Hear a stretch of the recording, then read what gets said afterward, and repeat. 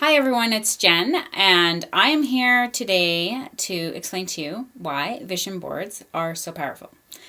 So, what a vision board is a collection of images, words, quotes, affirmations, maybe mantras, pictures of your family, pets, anything that you'd like to have in your life, glued onto some sort of frame, canvas, or poster board.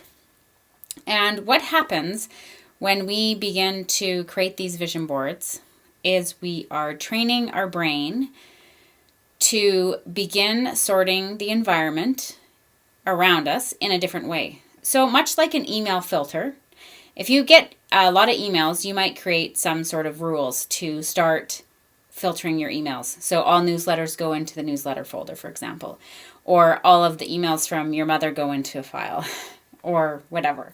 So what happens is that when we start to select things to put on our vision board, and I'm going to use a few examples so that you really get an understanding of what I mean. Let's say, for example, I want to complete a 10K run, and that's something that I put on my vision board.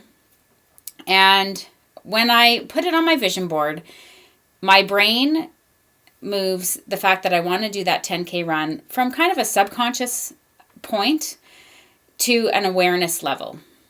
Now, when I go out into the world, I start sorting my stimulus, and I might see a shoe sale poster, and I might see, new bus route times, and I'm going through my environment and I see that the new local restaurant is open longer hours, and then all of a sudden I see a poster for a 10K run clinic at the local shoe store.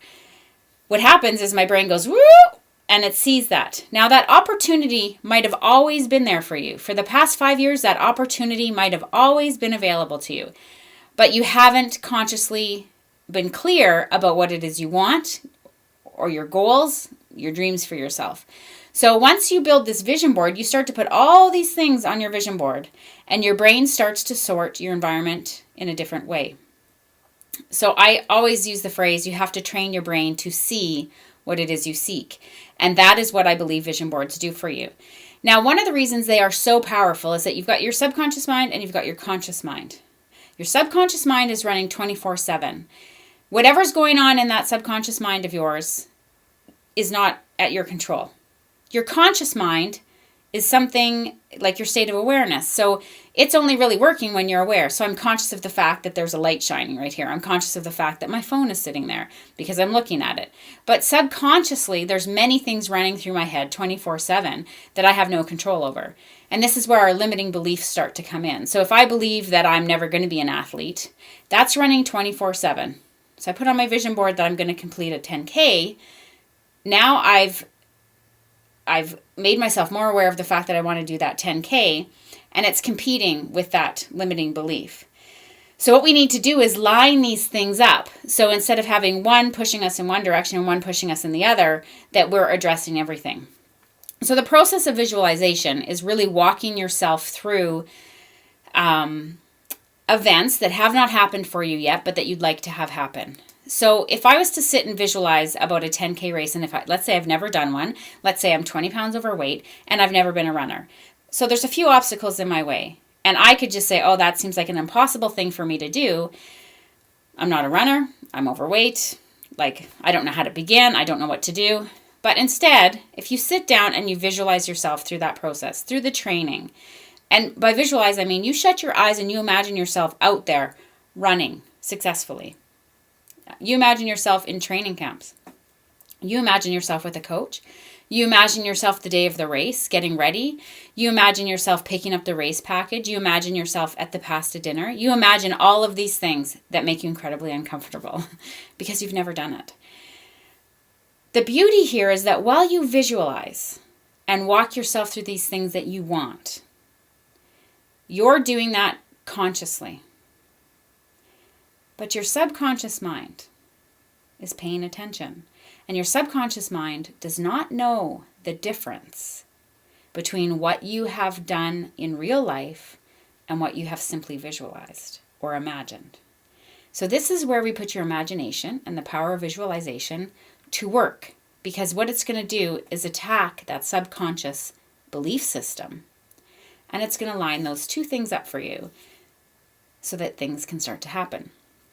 Now, a lot of times people would put on their vision board things that they will say, well, I don't know how this is ever going to happen. I don't have the means to do this. I don't have the money to do this. I don't have the time. And I would urge you, regardless of whether you have the money, the time, the means, whatever, the flexibility to make these things happen. If it's something you want, you need to just worry about putting it on your vision board. You need to just worry about visualizing the process. When you visualize, I want you to think about what it smells like when you get there, what it tastes like, what it feels like, things that you might hear, things that you feel. I want you to involve as many senses as possible. And when you get to that point where you start to get uncomfortable because it's all new to you and you're visualizing this, I want you to keep going. I want you to visualize yourself successfully going through with it all the way to the end. And if you get to a point, and I know I've done this when I've been visualizing, let's say there's something I really want to do and it's a little bit out of my reach or a lot out of my reach. And I visualize myself actually successfully doing it, I can actually feel my body reacting. I get quite uncomfortable that I'm getting to this point where, it's just this, I'm not really used to this. And what's happening is my brain wants to do everything it possibly can to keep me into a state of homeostasis. It wants me to stay the way I am. It's going to do everything it possibly can to make me stay the way I am. So here I am forging ahead with my visualization. I'm going into areas where I'm a little bit uncomfortable. I'm starting to get uncomfortable. I can feel it. I'm visualizing it. Maybe something happens in that visualization where one of my unconscious limiting beliefs comes in and says, oh, look, you just tripped at the finish line. Okay, so maybe that's what I visualize when I'm visualizing finishing my 10K race. Oh, I trip at the finish line. What I ask you to do there is back it up and then visualize yourself doing it the way you want to do it, the perfect way. Because what's happening here is when you get to that point where you're uncomfortable, that's where the sabotaging behaviors come in. So if you can't figure out why sometimes you get so close to being successful and then it all blows apart, it's because your body and your brain are trying to keep you where you are. They like it there. It's comfortable. They don't want you out of your comfort zone. That's all weird and freaky and it feels off. They don't want you there. But you have to move through that if you're going to get to the other side. So what visualization does is it tricks your subconscious mind into thinking that you've already successfully had that experience, that you've already successfully done this or done that. So when you do it in real life and you start to get to that place where you're a little bit uncomfortable, your subconscious mind goes like this instead. Oh, it's okay. We've done this. It worked out fine. We don't need to sabotage this behavior. We can let her go ahead and do this. Okay? So this all happens subconsciously. But you'll notice if you're actually sitting, visualizing, walking yourself through something that you want to happen, maybe it's a job promotion, maybe it's going up to that nice looking man and asking him out to dinner, whatever it is, how uncomfortable you get when you get to that place where it's all new. Visualize yourself right through that, right through to the other side, right to success, and give your subconscious that experience that it can't tell whether you did it or not. Okay, give that to your subconscious so that it can use that in the future to avoid you sabotaging yourself.